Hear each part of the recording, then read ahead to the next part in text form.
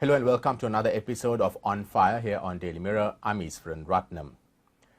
One of the biggest issues facing the country these days is the energy crisis, and who better to discuss the issue and other relevant matters, former Minister of Energy, Power and Energy, a member of the Samagi Jana Balawegaya, parliamentarian, Patali Champika Ranawaka. Welcome to the program. Thank you. So, former Minister, let me firstly ask you about the current issue, the energy issue, since that is one of your main areas. I mean, is there a solution to this right now? The thing is that before we discuss about the solution, we have to identify the root cause of this problem. As far as the electricity, the crisis is concerned, it's not the capacity problem. We have around 3,500 firm energy. That means the large hydro plus thermal energy plants owned by the CEB and the private power producers, right? And also the CEB is having renewable energy sources as well, right? Mainly the mini hydros and then rooftop solar. It's around 480 megawatts. It's a huge, big amount. And wind power, grid connected wind power, and grid connected solar, and also biomass. So altogether it's around 4,800. So the maximum, the peak demand is around 2,700. So there is no mismatch or the less capacity. Sufficient. Yeah, we have sufficient capacity. So what's the real problem is the thermal energy, the firm energy plants are not running because of the fuel shortages. That's the main problem there. And as far as the other thing, the diesel, petrol and other fuels are concerned, that's mainly because of the huge queues are now, that experience. We need around 3,500 metric tons of petrol and 5,500 of diesel for the transportation only. If we use diesel and other heavy fuel, even heavy fuel and naphtha for electricity generation, another 4,000 metric tons should be used to run the power plants. So altogether it's more or less 9,000 equivalent to the diesel metric tons, right? So it's a big, huge crisis right now because of the dollar shortages, and the state banks are heavily indebted. As far as the Bank of Ceylon and People's Bank are concerned, the CPC indebted to them around $3 billion US, and also because of this, the net foreign asset owned by the banking sector, including the central bank, is now minus 5 billion. So it's actually creates a huge economic problem, financial problem for us. One side it's shortages of essential medicinal drugs, then essential food items, then this energy crisis, power cuts, the huge queues there in the petrol and diesel, this thing, and we are having these problems. So in order to solve this problem, you have to solve this financial problem or the foreign currency shortages. That's the main solution. And that foreign currency shortage is in a way because of the pandemic, isn't it? No. No. It's completely that misleading and misleading interpretation of the problem, right? This dollar crisis is mainly because of the debt repayment problem, right? In 2013, our total debt repayment, in dollar terms, foreign exchange, this thing is around 2 billion. Now it's around over 7 billion, right?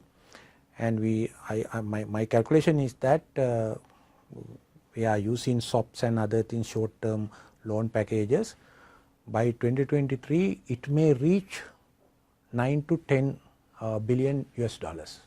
So within a span of 1 decade, the debt repayment of foreign exchange, I mean foreign exchange things, the 500% increase of debt repayment component. At the same time, the GDP growth is just 20%. So it's a huge gap. Yeah. So what's the reason? After 2005, we got lot of short-term, high-interest loans by way of issuing ISB, that is International Sovereign Bonds, by way of issuing SLDB, that is Sri Lanka Development Bonds. They are very short-term, 5-year, 10-year, and at very high interest rates. And we invested these loans in a long-term mega projects, right, which actually not giving us proper income or revenue to repay our loans. So without having or without adhering to a proper feasibility study, the financial study, we are doing these things. What were some of those projects that you Basically the expressway network from Katunayaka to Colombo is okay, and from Colombo to Galle is okay, but others are, and also some that I am partially in agreement with the Colombo to Kurnagal expressway as well, but others are totally uneconomical. That is one reason. So that not concessional loans or the commercial loans and being utilized there in the huge mega projects which are not giving us proper revenue. The other thing is that jacking up the real prices or the real cost. So everywhere that there is a thing called benchmark cost. That in elevated road we know that per 1 kilometer there is a benchmark cost, right? And for a 300 megawatt power plant, we know that whether it is fueled by the coal, fueled by the natural gas, we know the standard cost. But costs are being seriously jacked up, right? Or that inflated cost. It's not 15% or 10%. It's sometimes it's 400%. So somebody was making some extra money somewhere. Extra money. When you that there was a report in 2016 from 2014 to 2004 to 2014, the foreign currency that has been siphoned off from the country is around 19 billion US dollar, right? At the same time, or the end of 2014, our total foreign debt is around 24 billion. So 19 billion had been siphoned off, and the total debt was around 24 billion. So you can imagine what kind of corruption was that. It's a huge thing. So it's still continuing. Still the government is trying to expand our expressway network. We don't have proper medicinal drugs, we don't have proper foods, the farmers don't have fertilizer and no fuel, no electricity, but we are building up a lot of expressways. And as you analyze the cost figures, they are in the expressway network or any other thing that related to this road development programs, 35 to 40% of the cost or the material cost or other things should be imported. So dollars are being wasted. They are in the expressway by way of importing asphalt, importing bitumen, importing cement, importing steel, and we call it the road furniture, the lighting systems, signaling systems and other things. So it's 40 to 50. So if you, for example, it is assumed that from Kurnagal to Dambulla, this expressway cost is around 1 billion. So out of which at least 400 million should be, for the should actually 400 million materials and other things should be imported. So government doesn't know the priorities. That's the main cause of this problem. You were part of the Mahinda Rajapaksa-led government at one time. Yes. You spoke about corruption, and there are a lot of allegations that there was some corruption that was taking place even back then. Is that something that you were aware of when you were there? Yeah, that actually I wrote a book called this. It's a Sinhala book called Alapalu Arthike. There I analyze, for example, the A9 road construction, and also the rail network construction from Vaunia to Jaffna. I analyzed these things with benchmark cost, right? And we found that the jacking up of cost is around 400%. And this expressway from Kadawathu to Kerawalapitiya, the jacking up of the price or the cost is around 2000%. 2000%, right? For example, right now, from Ingurukade Junction to the Chaitya Road, there is a elevated road connecting the port city and the other expressway network. Per kilometer cost is around 25 million. But from Dematagadu to Aturu area, right, it is 4 times more. 19 kilometers, 1,920 million US dollars you have to pay during 15 years time. So these are the problem, and I wrote this book, and it cost me kind of a political, you know, that problems, but I thought it was my duty to reveal all these things, and also what happened there in the Puttalam coal plant as well. There are 3 identical the synchronous machines, 300 megawatt each. The manufacturing cost of one machine is 171 US dollars million, right? Others it's 240, right? The identical machines, right? You can imagine how they siphon off money from these huge projects, and also the other projects like this Hambantota Port, Mattala Airport, and Hambantota Conventional Center, even this Nelunkuluna thing. Yes, all these things actually simply heavy burdens to us right now. We, during this 2010 to 2015, I know some economists, some politicians boasted we were having 6%, 7% growth rates, and this is kind of a amazing thing, right? But how could they get this growth? Because of this high interest money, they simply borrowed, and it's a kind of a construction bubble. That construction bubble burst in 2016. So government was forced to go before the IMF program. That's how the this good governance or the Yahapalana government saved their day. Yeah. But unfortunately, this government doesn't know the gravity of the problem. They simply terminated the IMF program, and also they simply terminated the low interest projects like Japanese aided LRT, and they are simply going before the same mega projects.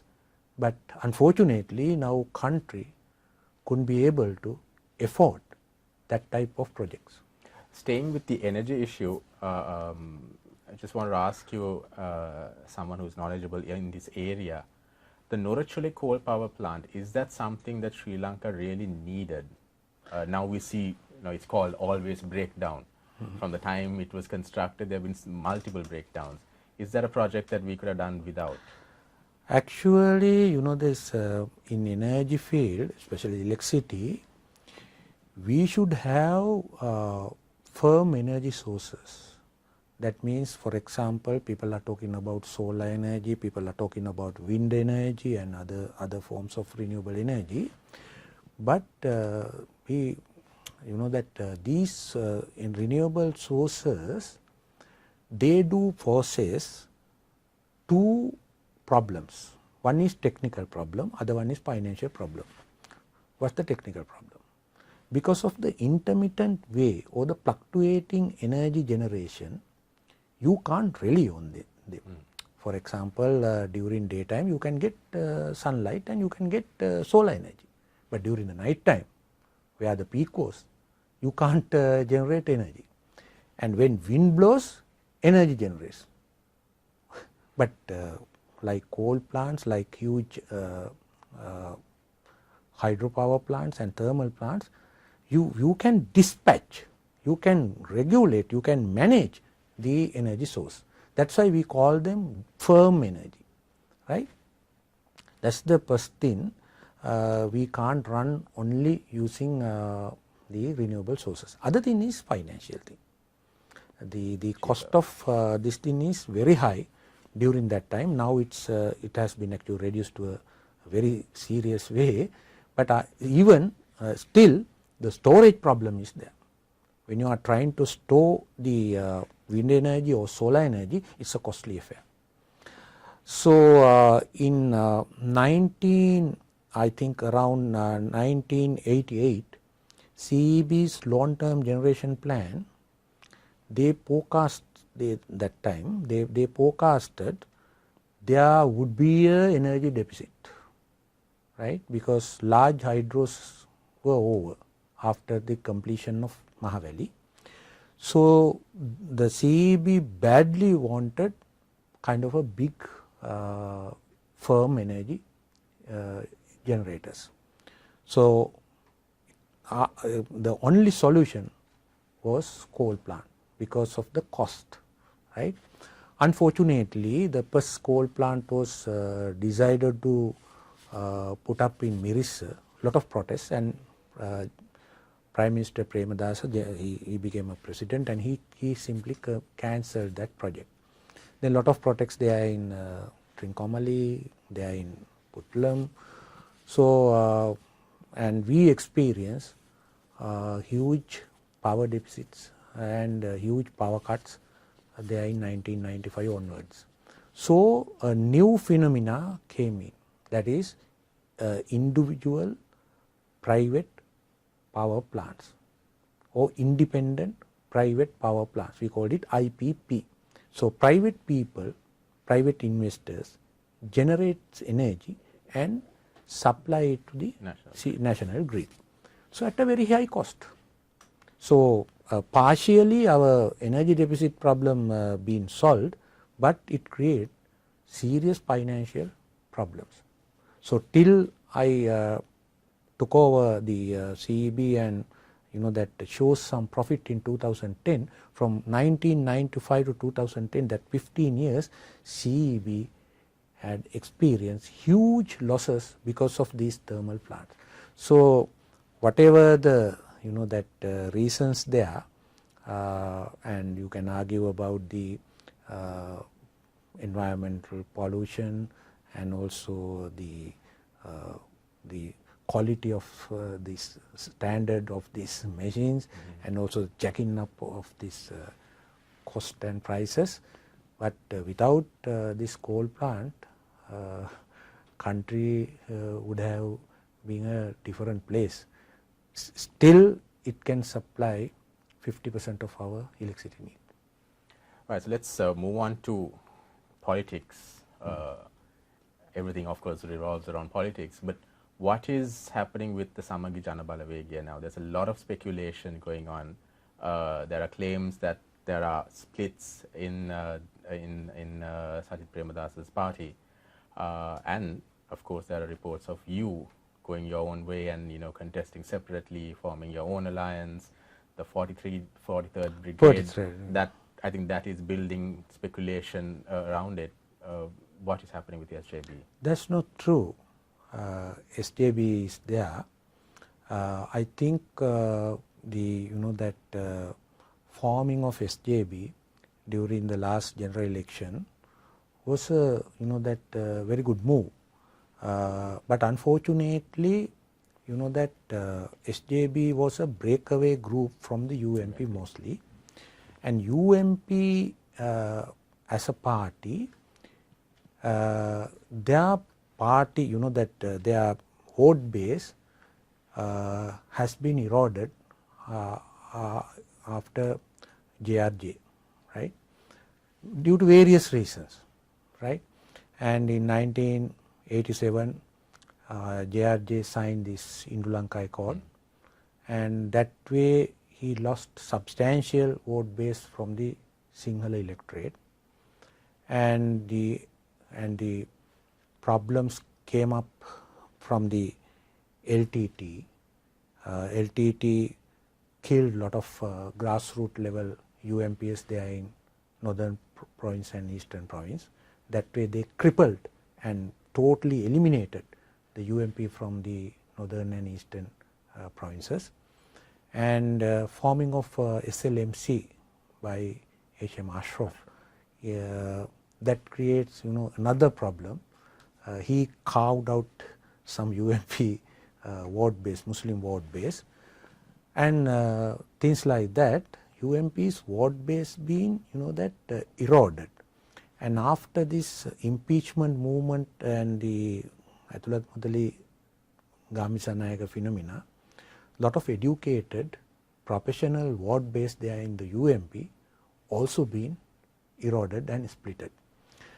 So in order to get kind of a credible alternative to the SLPP or the Rajapaksha, that party, we should, the SJB should restructured and rebranded like what JRJ did in 1974, and they should induct, right, new professional and those who are delivered into the rank and file of the SJB and the leadership. We need kind of a collegial leadership right now, and our 43 Brigade sole aim is to organize the professionals, especially who are excelled or who are becoming kind of professional individuals because of the free education system and basically the education system here in Sri Lanka, like doctors, engineers, lawyers and social activists, and to organize them in a proper way to address and to deliver in the political and economic crisis that we are facing today, right.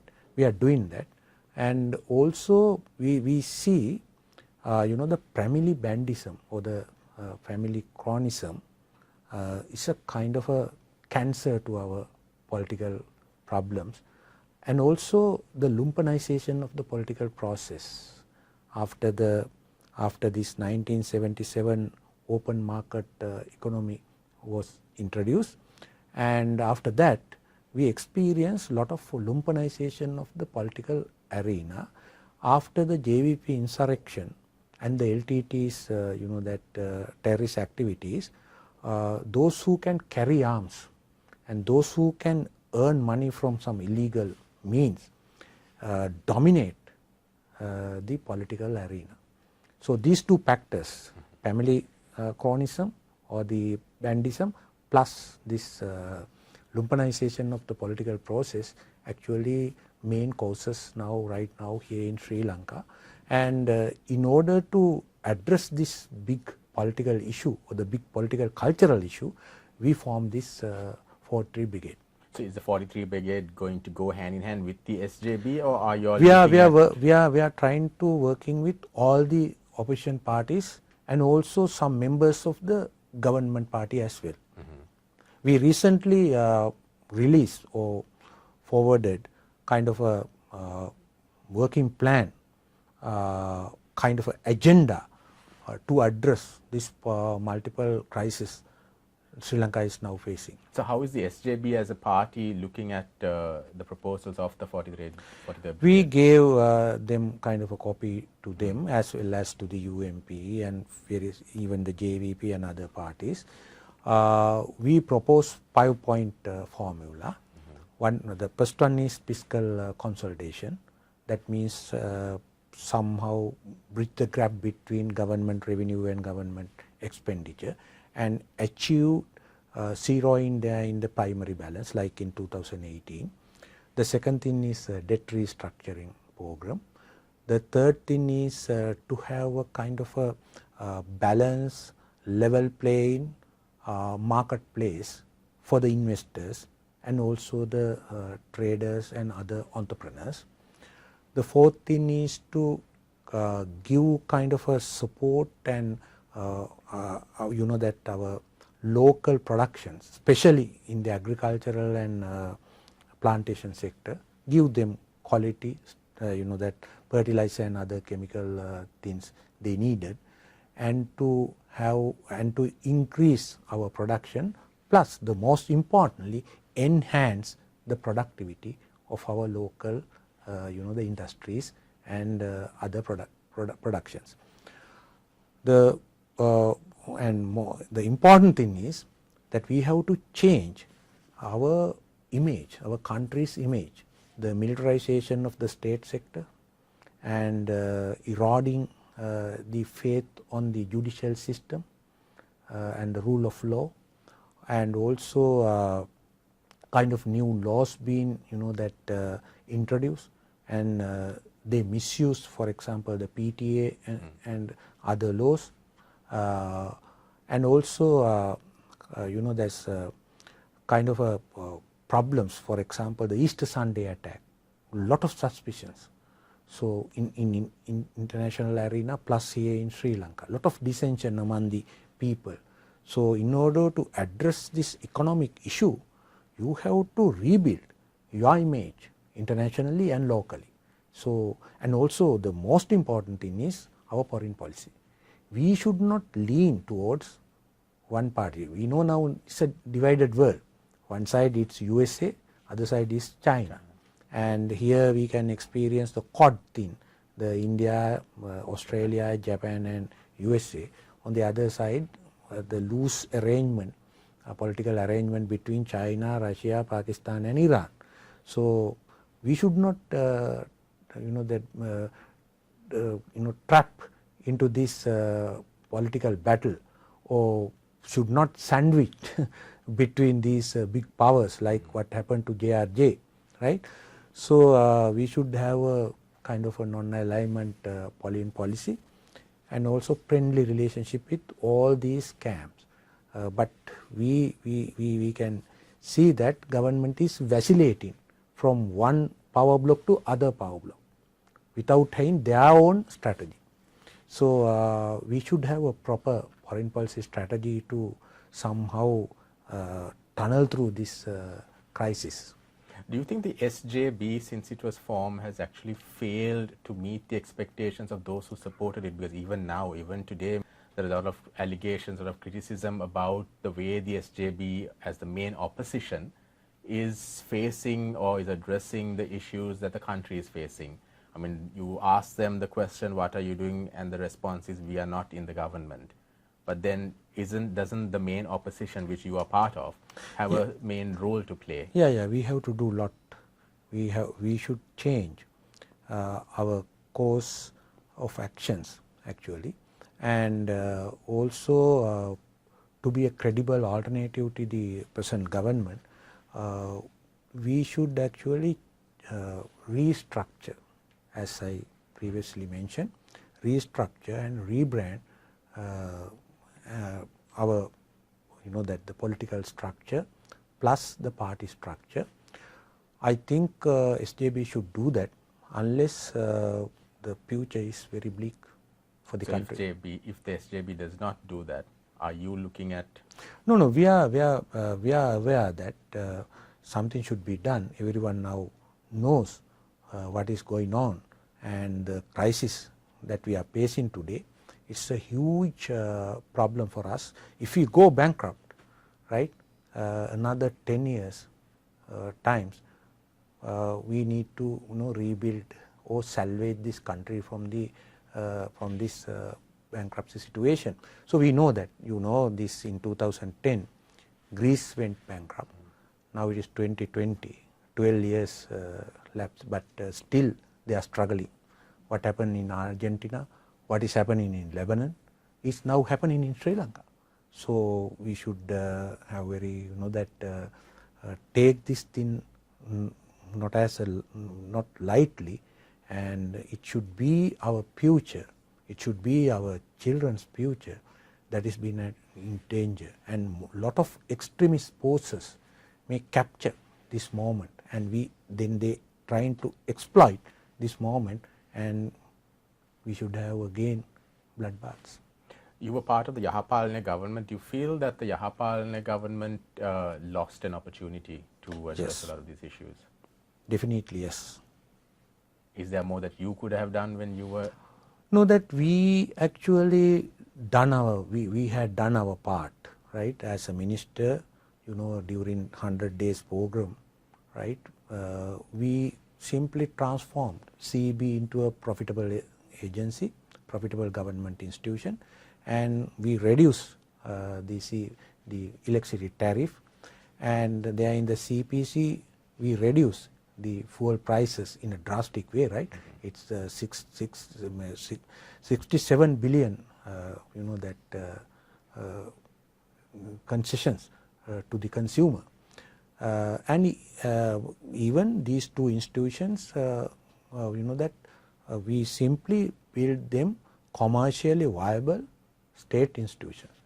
And also my megapolis ministry and UDA, we had 39 billion debt, but we converted that institution into a profitable institution.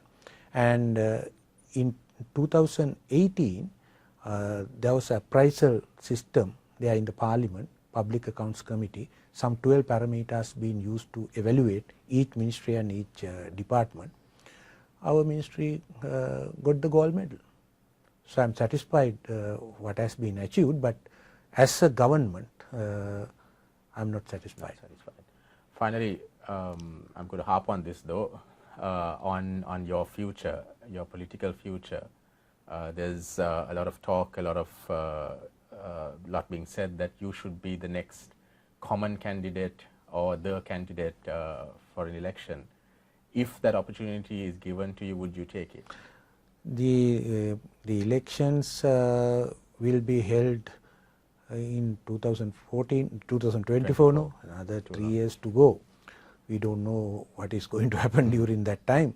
So now we are focusing on how to salvage this country from this imminent bankruptcy. That's it. Okay. And these solutions are solutions that you are offering the government as well? Yes, it's open, and we are having discussions with the government members as well. Right. Thank you for joining us on this program. And that's all the time we have for you on Fire for this week. Till next time, have a good day.